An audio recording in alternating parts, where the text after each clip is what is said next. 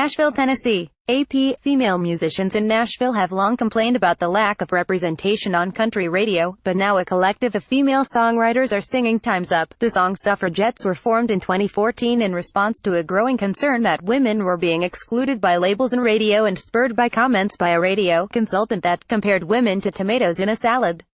Only 18 out of the top 100 country singles of 2017 had a female artist featured, a percentage that has been stagnating in the genre for years.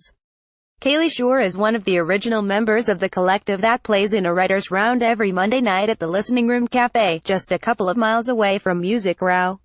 We had all individually gone into a stuffy Music Row office and had someone say, "No," followed by "because you're a woman," said Shore. I have even had label executives say, "I am just really burned out on women right now," but Shore and her fellow singers said the Me Too and Time's Up movements that started in Hollywood and spread to other industries is a critical step forward in a conversation that has always been a secret in many industries. Shore, along with another suffragette singer Lacey Green, were inspired to write Time's Up after watching the scores of actresses dressed in black at the Golden Globes. The music video for Time's Up features the 23 singers dressed all in black, linked arm in arm, singing lyrics like "the scales are tipping, the veil is ripping and the clock is ticking, 'cause the time's up." Proceeds from the sale of the song will go to the Time's Up organization, which has established a legal defense fund. It's one of the few signs that more artists in country music are willing to address UAL harassment.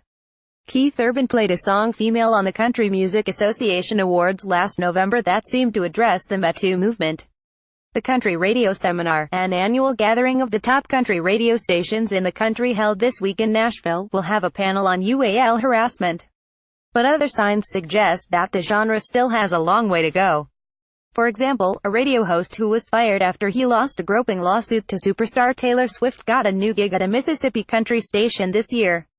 And a country singer named Katie Armiger is in the midst of an ongoing lawsuit with her former label Cold River Records, in which she has alleged UAL harassment by unnamed radio personnel.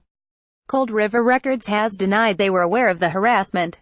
The movement has affected some of the Song Suffragettes personally and directly. It's one thing to see artists come out about it, but actually a few weeks ago, one of my family members came out and said that she had been newly assaulted, said Tiara, who goes by her first name as an artist.